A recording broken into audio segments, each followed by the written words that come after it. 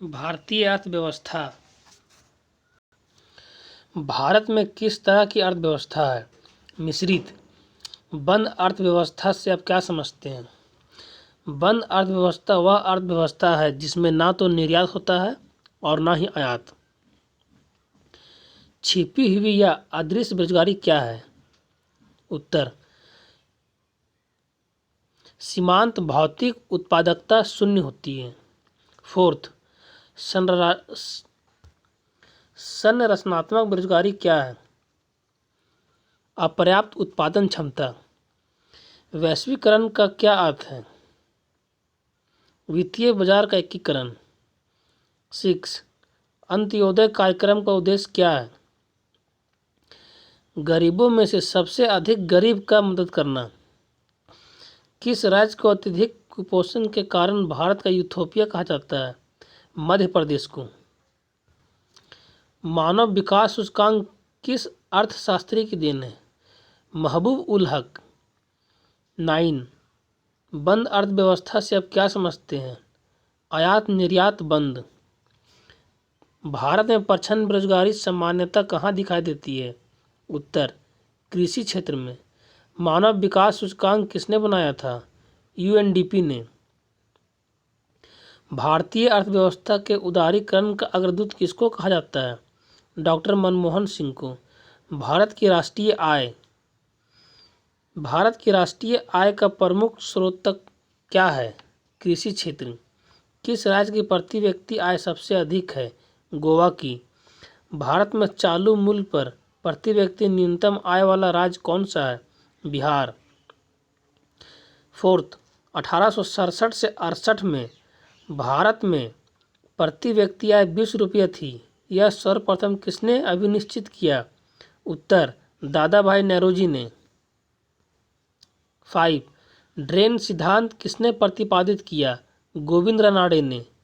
6, भारत में राष्ट्रीय आय का आकलन सबसे पहले किसने किया था? दादा भाई नौरोजी ने। 7, भारत की अर्थव्यवस्था एक मिश्रित अर्थव्यवस्था है। 8, मिश्रित अर्थव्यवस्था से क्या तात्पर्य है? उत्तर, निजी एवं सार्वजनिक दोनों क्षेत्रों के विद्यमानता से। 9, 2001 से 2002 वर्ष के दौरान सकल घरेलू उत्पाद वृद्धि दर कितनी रही थी? 5.4%। 10, 2000 से लेकर के 2001 में भारत की आर्थिक विकास क्या थी? 4.4%। 11, देश के लिए राष्ट्रीय आय का पहला अनुमान किसने तैयार किया था? दादा भाई नौरोजी ने। मुद्रा और बैंकिंग। ग्रेशम का नियम किससे संबंधित है? मुद्रा के प्रचलन से। हवाला क्या है? उत्तर, विदेशी मुद्रा विनिमय का अवैध कारोबार। तीसरा, मुद्रास्फीति से बाजार वस्तुएं क्या होती है? महंगी हो जाती है। मुद्रास्फीति से क्या लाभान्वित होता है? ऋणी। भारत में सर्वप्रथम पत्र मुद्रा का चलन कब प्रारंभ हुआ? 1806 में। भारत के विदेशी मुद्रा का सर्वाधिक भाग कहाँ खर्चा होता है? पेट्रोलियम के आयात पर। 7, भारत में मुद्रा स्फीति किससे मापी जाती है? थोक मूल्य सूचकांक से। 8, भारतीय रिजर्व बैंक एक केंद्रीय बैंक। गिल्ट एंड बाजार किससे संबंधित है? सोना चांदी या सराफा से। 10, भारत का सबसे बड़ा बैंक कौन है? भारतीय रिजर्व बैंक। बैंक की नई शाखाएं खोलने के लाइसेंस किसके द्वारा दी जाती है? आरबीआई द्वारा।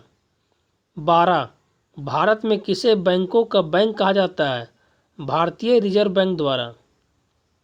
भारत में किसे बैंकों का बैंक कहा जाता है?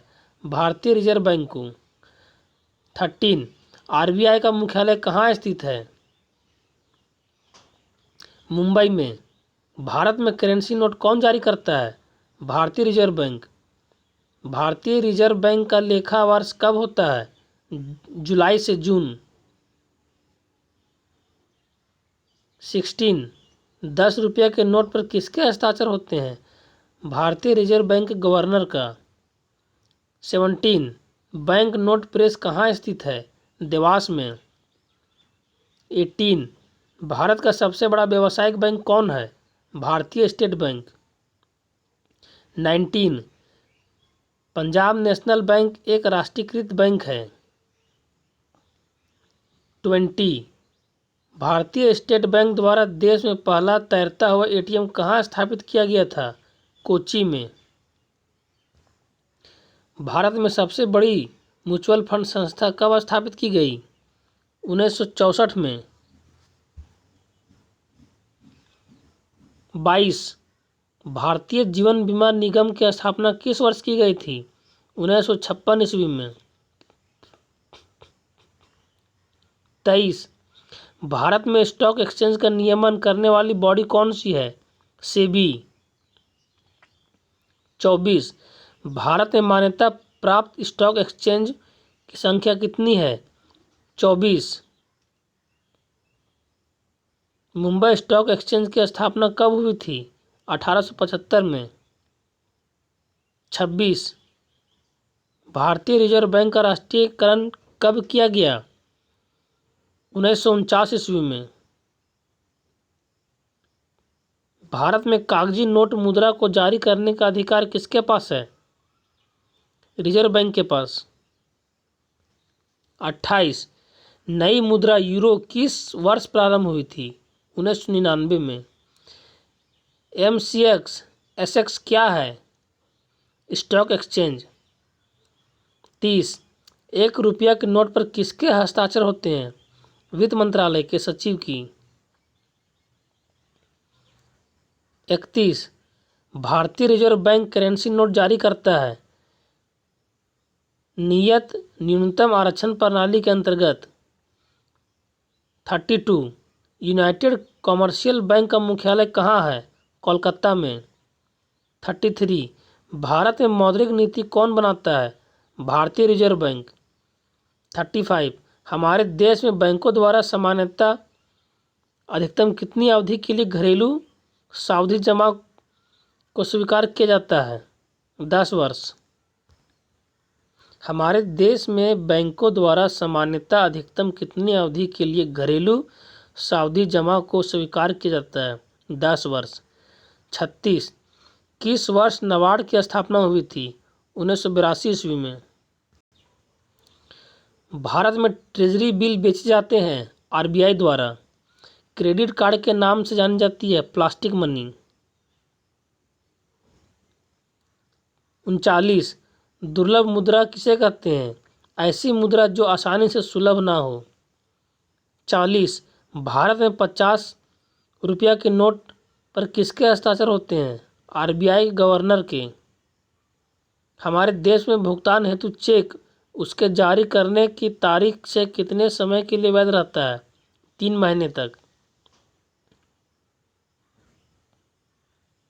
आरटीजीएस लेनदेन के लिए निर्धारित न्यूनतम और अधिकतम सीमा क्या है? निर्धारित न्यूनतम सीमा 2 लाख और अधिकतम की सीमा नहीं है। धन शोधक क्या है? अवैध रूप से प्राप्त धन का परिवर्तन। 44 भारत में सबसे बड़ा व्यापारिक बैंक? भारतीय स्टेट बैंक ऑफ इंडिया।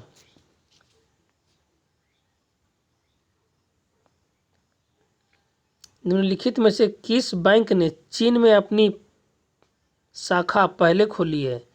भारतीय स्टेट बैंक। शब्द बुल तथा बियर किस व्यापार के क्षेत्र से जुड़ा है? शेयर बाजार। 47 इनसाइडर ट्रेडिंग संबंधित है शेयर बाजार से। गिल्ट एंड बाजार किससे संबंधित है? सरकारी प्रतिभूतियों का बाजार से। गिल्ट एंड बाजार किससे संबंधित है? सरकारी प्रतिभूतियों के बाजार से। नरसिम्हन समिति का संबंध किससे है? बैंकिंग। नरसिम्हन समिति का संबंध किससे है? बैंकिंग रचना सुधारों से। 52 भारत सरकार से जल्दी पेंशन पाने के लिए सेवानिवृत्त रक्षाकर्मी के लिए किस सॉफ्टवेयर का आरंभ हाल ही में किया गया? संगम। पद बैंकिंग इंश्योरेंस से क्या समझते हैं? उत्तर, बैंक द्वारा दी जा रही कम अपोजिट वित्तीय सेवा जिसमें बीमा उत्पाद शामिल है। 54, काली मुद्रा क्या है? यह अवैध आय है जिस पर आय कर नहीं दिया गया है। इरडा नियमन क्या करती है? बीमा कंपनियों का। 56, 1 रुपये के नोट पर किसका हस्ताक्षर होता है? वित्त मंत्रालय के सचिव का। बैंकिंग लोकपाल क्या है? उत्तर, ग्राहकों की शिकायतों का प्रावधान करता है। 58, चेक व ड्राफ्ट की वैधता अवधि जारी की जाने की तिथि से कितने माह तक वैध रहती है? 3 माह तक। 59, किस कार्ड से बैंक को उच्च ऋण जोखिम है? क्रेडिट कार्ड से। 60, मुंबई स्टॉक एक्सचेंज कहाँ स्थित है? दलाल स्ट्रीट में। भारत का सबसे बड़ा शेयर बाजार कौन सा है? मुंबई। 62, वैकल्पिक धन का उदाहरण है? चेक। 63, भारत में वर्तमान मुद्रा प्रणाली का प्रबंधन कौन करता है? भारतीय रिजर्व बैंक। 64, भारत में बैंकों का पहली बार राष्ट्रीयकरण कब हुआ? उत्तर, 1969 ईस्वी में। और भी जानकारी जानने के लिए मेरे चैनल को लाइक करें, सब्सक्राइब करें। Thank you.